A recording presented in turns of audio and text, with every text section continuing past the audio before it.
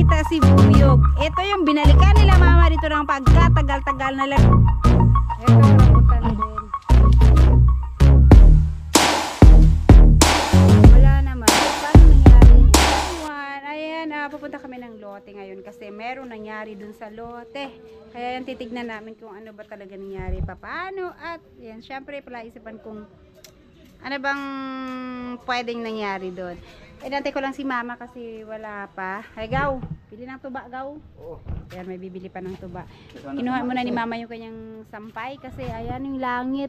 Ano na, mukhang hindi na abutan ng hapon, uulan na naman siya. Kasi makulimlim na at maulap na masyado yung ibang sides. Mayroon namang maaraw pa pero baka mamaya-maya nito uulan na rin. Saglit lang naman kami doon sa lote kaya sana hindi pa kami maabot ng ulan. At saka yung mga mais nga pala nila mama, yung na-harvest na andito pa.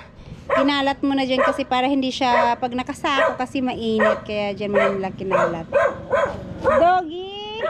Dito na tayo bumabala kasi nalaglag yung slipper ni King. Ayun, naano na nila itong bahay dito. Ano yung mga kwarto? Daming kwarto? Pero ang daming kwarto? Wow. No? Naka-divide eh. It's divided in 4. Tara.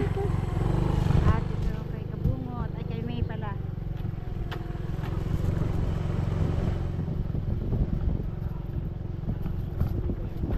Ang dami pa.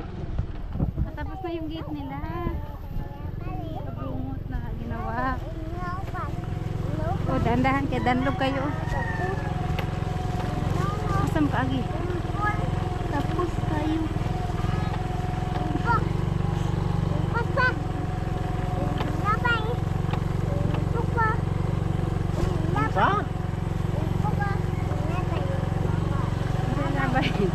Dito puno na ng mga tanim.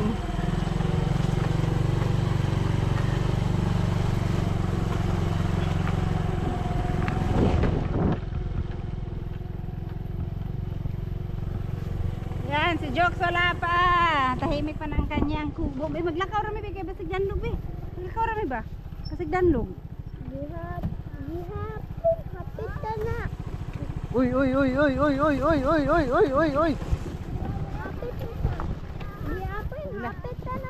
Nahugno na ang net ni Kabungot sa kuan.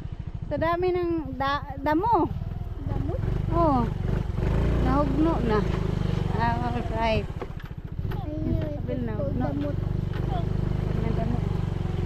Damot. Okay, nandito na kami sa lote. Ayan guys, nandito na tayo. Oh, ganyan na naman siya. Nag-green na naman, nag-green na sila. Titignan ko lang tong saging. Ano to eh, hindi to lakatan, latundan to, pero malaking buwig ang latundan ni mama. Tsaka parang malalaki yung kanyang anong tawag niyan, yung bawat isa. Okay. Alright. Speaking of chicken joy. Titignan ko muna tong ni mama dito. Yung kanyang mais kasi. Be, baka si Kwan, be. The grass is growing faster. Oh my God. Sabi ni mama, i-check ko daw yung kanyang mais. Baka pwede nang ma-harvest yung panglaga. Malalaki oh.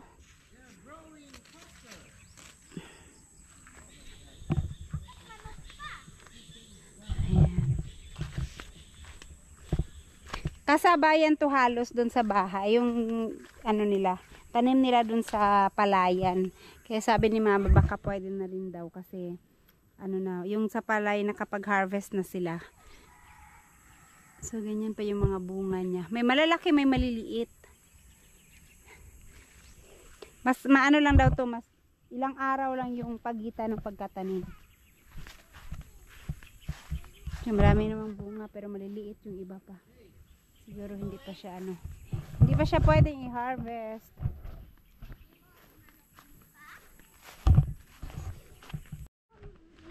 Nabuhay naman nagtanim si mama dito ng mga bawing. Oh, sige, mamunglay mo, King. Para kuan, yung aming mga frog grass dito. Oh. Wala man siya kayo na tubuan, kaya ako itong ipang ibo tong kuan. Tong nanubo din ng sagbot. At pupunta kami doon kay Ma'am Kedi kasi lilinisan yung kanyang mga tanim kasi ikinapitan na ng mga baging. Pero may nakita si Buyog. Ito yung binalikan nila mama dito ng pagkatagal-tagal na lang nag-ikot kung saan-saan. Binalikan nila doon. Pumunta doon sa Palayan. Ay, sa Palayan sa Maisan. Baka naiwan ni mama. Anong ginawa ng ano dyan? Dito lang pala naiwan ni mama. O, nakaganyan lang siya. Jesus, oh. So, bakit nakarating yan dyan? Saan ba kayo naghanap niyan? Doon kayo naghanap. Tapos, Doon, kasi doon daw kayo naghukay ng ano. doon yung kami naghukay ng kamuting kahoy. Doon lang yan dito. Paano nangyari nakarating yan dyan? Mataas kasi yung ano dito. Yung damo? Oo. Ah. Nalanta na yung damo. So, ayan. Akin na, dalhin natin to. Akin na last. Akin na last. Jesus. Hanap sila ng hanap kung saan. Nandito lang pala. Ayaw nga, no? Hayaan mo na muna dyan. Baka mamatay pagtanggalin mo. Sus, ito lang cute lola. Kay Nanay Suwer to eh. Yung nagpunta sila dito noon at naglinis. Nandito lang pala. Ay, nako. Knock-knock mo. Knock-knock. Who's there? Ayan yung mga kamote ni mama. Ang dami ng ano. So, kagaya nitong isa, maano na siya, may mga baging-baging na ng konti, hindi naman ganun kadami. Yung lansones yan eh. Hala, dagko na kayo ang kuha ni mama, ang sana tubo, pwede na nang makauno. Baby. Dito naging daan kasi yung nagtatrabaho doon sa dyan, oh, yung naglilinis, nagtatanim ng mga mais, dito sila nadaan, kapitbahay namin. Sabi nila, makikiraan daw sila dito. At least naman, oh, na ano siya. Malinis yung dito banda na daanan. Kasi yan, nagtanim na naman sila ng mais dyan. Kasi naka-harvest na sila, tapos tanim ulit. So, eto, kagaya nito, lilinisan lang yung mga gilid-gilid kasi baka mamatay pagka hindi siya nalinis. Mga lansones ni Ma'am Kedi, oh. Nagyalo na. Pero sobrang taas, oh. Grabe ang taas nito. Pero kayang-kaya yung akitin nung talagang naakit ng lansones. Magaling silang umakyat. Dito ako dadaan kasi malinis. Ito malinis yung dito nila. Ayun, oh, yung santol. Yung santol. Hala, santol na, di ba? Santol, no? Ang bilis lumaki ng santol. Mas mabilis pala sila lumaki kaysa kaysa mga lansones. Ito oh, laki na nila oh. Ay, ang laki na niya. Pulungin nila ni Bi, wala naman nila man good. Di ko alam na ni mama. Oh.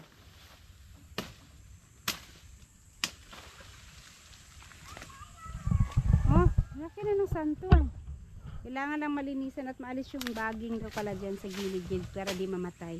Pero di na siguro na mamatay bin, no? Bisan pagkaputan, kaya malalaki na eh.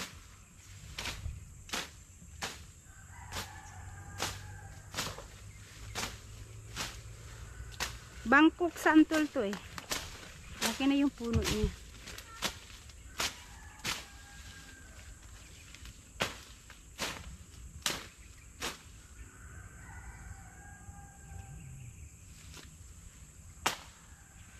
Etong mga hindi lang to pinutol ni mama kasi tatanim daw niya. Etong mga ito oh. Pero wala nang laman yan, tinanggalan yung laman diyan.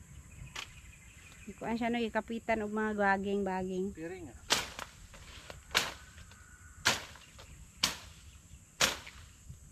Ilang lang naman to. Pero yung lansones na doon na area, wala masyadong ganito mga damo kasi ilalim siya ng santol. Maraming dahon na lalaglag. Pag marami palang dahon, hindi nakakatubo yung mga damo. Mamatay na yung kumapit niya. Pero konti lang naman, din naman ganun kadami.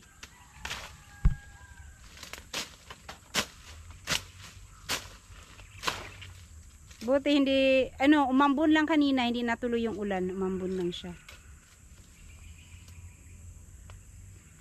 Walay kuan, wala. Di na makaunog katong mga green nga, mga unog dahon. Dili na no, kamalaki na kasi siya eh.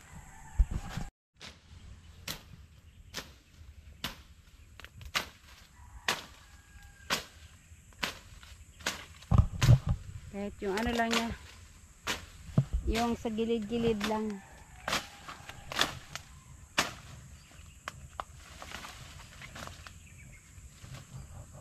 Grabe na ito. Gabi na no.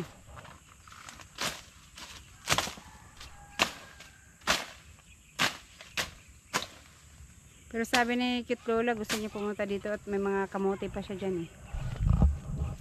Kung sa kabila, ano nga itong isa? Bayabas. Bayabas no? Ito oh. Bayabas na no? O, rambutan? Ay, rambutan pala. Kala ko bayabas. Ano ba yan?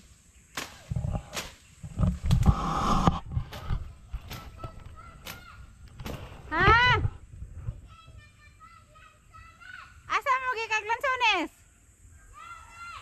Labay na, labay! Sakay nang wala lansones yun. Ayaw, ilabay! Buti dito hindi masyadong madamo. Sabagay, may mga kamote kasi.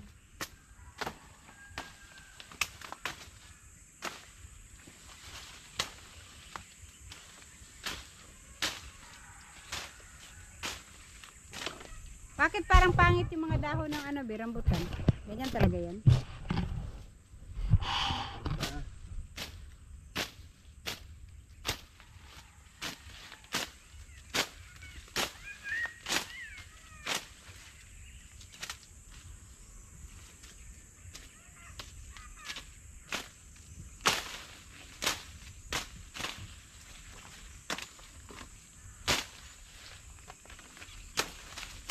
Itong dito parang ginawang daanan naman din. Ito doon naman na daan. Ito, ano to yung sabi? Itong prutas na yan. Rambutan. Ah, ito rambutan. Rambutan din.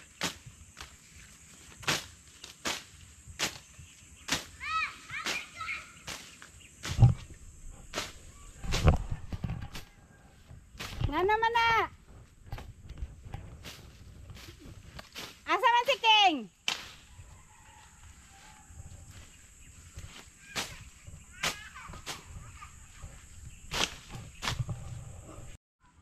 Ito, rambutan din.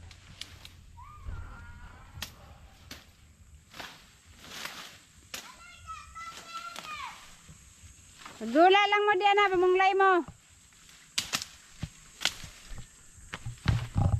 At saka yung kalamansi. Ito rambutan pa. Pag dito pala hindi siya masyado no kasi maraming mapuno. Ayan oh. Oh, ayan yung mga lansones. May na.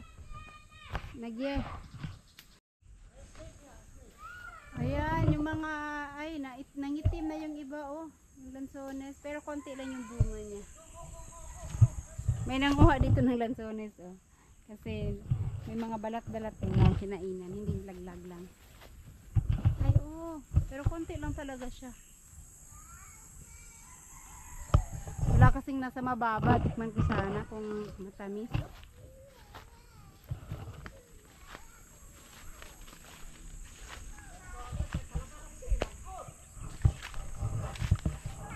Ah, ito yung kay JR. Malinis yung nila dyan. Yung sinunog talaga nila yung mga damo.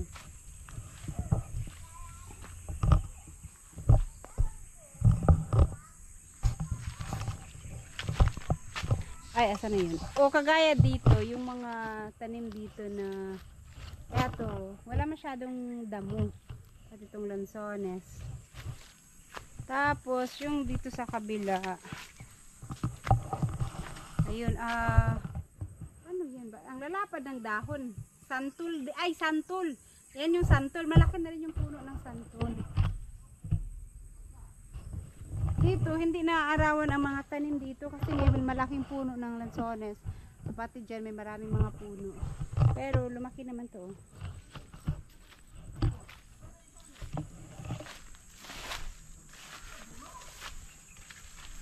Itong dito, lalong dito. Walang damo.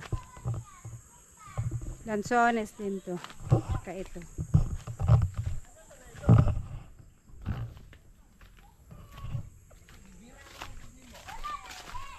Punta na tayo at nag-aaway na yung tatlo. At syempre ang pinunta namin dito ito kasi nagdala kami dito noon ng manok, dalawa, isang lalaki, isang babae, inahin, yung may mga anak na. Pero nadat na ni Bubuyog dito, meron na siyang meron na siyang kagat-kagat, mga putol-putol na siya. So para yan, may parang kinagat naman talaga siya. Ah, kinagat din diyan? Ayan pala. Wala. Ayan oh, ito kagat to, tignan mo yung lubid, hindi naman to sinadya, pero kinagat talaga siya. Saan ba nakalagay yung inahin? Doon sa kabila, ito yung sa lalaki. Tapos dito yung sa inahin. Sa kabila, dito. At shout out kay Ma'am Jo, hinarang pala ni Buyog dito yung ano tong tawag nito? Limutan ko. Kasi nga kinagat ng ng aso siguro ang nangagat niyan. Kaya hinarangan ni Buyog. Tapos, tinali-tali ni Buyog. Pero, the following day, nagbalik si Buyog dito. Nakagat na naman siya at wala na yung inahin. Wala na yung inahin, kaya nag-iisip kami, baka kinain siya ng aso. Pero, kung kinain siya ng aso, walang balahibo sa loob. Siguro naman, pag kinagat yun ng aso, may balahibo. Merong 2 balahibo lang yung nandyan na nakita ni Buyog. Tapos, wala na yung mga sisiw. Wala ring patay na sisiw sa loob. Basta, wala na yung inahin. Kaya, ano kayang kumain nun? Kung kinain yun ng aso, malamang maraming balahibo magkalat. Tapos, kung hindi naman siguro kakainin sabay-sabay ng sawa yun. Pati yung mga sisiw. Tapos, binalikan ni Buyog ng kinahaponan, baka gumala yung mga sisiw o pati yung inahin, pero wala na, hindi na talaga sila bumalik dito. At iniwan kong bukas. Yan, iniwan ni Buyog na bukas kasi baka babalik nga, pero wala naman. Pero paano nangyaring walang balahibong naiwan dyan? Kung kinain siya ng aso dyan, or kung namasyal kaya, pero babalik naman siguro yun kasi sisiw pa yun eh. Babalik sila dito. Babalik sila dyan pag So, ayun guys, ano kaya nangyari sa mga manok na yun? Ayan. Ano po kaya sa tingin nyo nangyari dun? Nakawala kaya yun? Baka gumala, pagka nung kinagat ng aso to, tapos lumabas na siya, hindi na bumalik dyan. Sumama na siguro yung mga sisiw. Tapos, hindi na sila nakabalik dito. Pero, saan sila natulog? Sa iba-ibang na lang? Ito, may kagat din dito eh. Kaya... May mga kagat-kagat din dyan.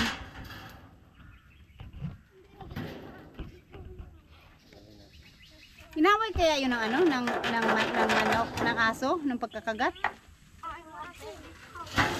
Kaya yun. Pero, oo nga, matapang yun eh, lumalaban yun. Lalo na paglalapitan mo yung yung mga sisiw.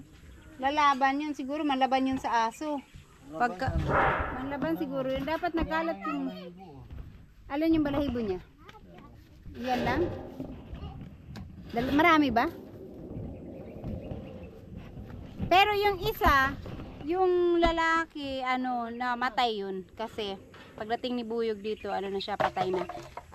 Baka anuhan na ng sakit yun, kaya namatay na rin. Pero, yung inahin, malusog pa siya nung pinuntahan ni Buyog. Wala pang sign na may sakit siya, pero kinabukasan na wala na siya dyan. Ayan, yan pala. Kaya pangit pala pag maglagay ng net. Buti na lang. Kasi balak ko pa naman sana kung maglagay ako dun sa kabila, net yung ilalagay ko. Kaya lang kakakainin pala ng mga aso. Pagka marami siguro silang, pag may nakita siguro silang dyan. Ito yung last na kagat eh. Pag may nakita siguro silang pwedeng kagatin dyan, kaya kinakain nila yan. Parang yung kay Kabungot. Pinagkakain din yung mga ni Kabungot dyan. Pinagngangat-ngat din yung mga net niya. Kaya itong dito, pinagngangat-ngat din nila. Dapat pala screen ang ilagay. So, yun lang. Yun. Keng? Danga. Ha? Tingin natin mo. Wala tininan ko na. Hindi ko alam kung pwede na yan o ano. Sweet corn daw to eh. Dili, ano daw yan? Yellow corn. Yellow corn.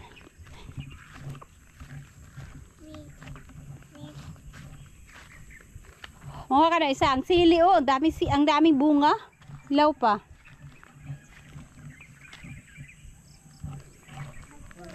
Yellow corn? Yellow corn?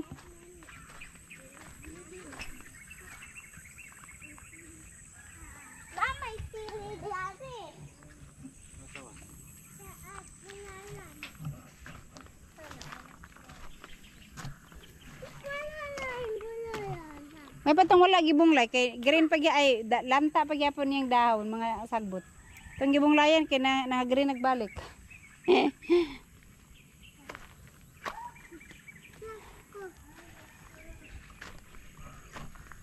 Hala. Kuha na ba yung tilbe? Palihog. Pamaak na siya alamigas ba? At ayan. Ayan guys, may ilang puno lang na hindi nalinisan ni Buyog. Pero hapon na kasi kaya uuwi na kami. Babalikan na lang niya yan bukas. Pero yung bandaron lang naman, yung sa mga lansones, konti lang yung hindi nalinisan.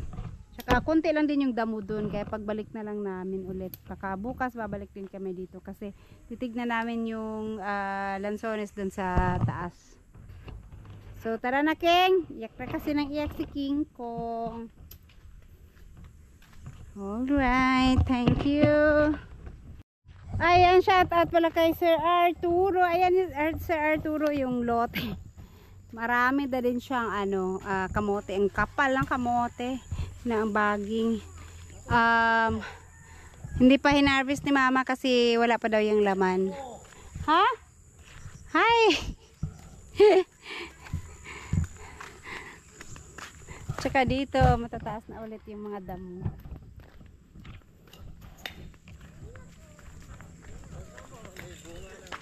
Ha? Ay, ay, look. Look, Papa. Ha? Oh, tara. Presa natin sila sa... Ma! Nakoy hatag nimo. Oy, mga on! Sana? Nakoy hatag nimo. What is that? Sigare! Asa man ako kitaan be? Hindi naman kita ande. Bakuan, salute. Maraming salamat. Bali na pa niya balik-balik. Anak dito pangita. Ako malakit ka ni mo tayo. Dito at bang sabuhan. Bang naman dahil sa abuhan. No.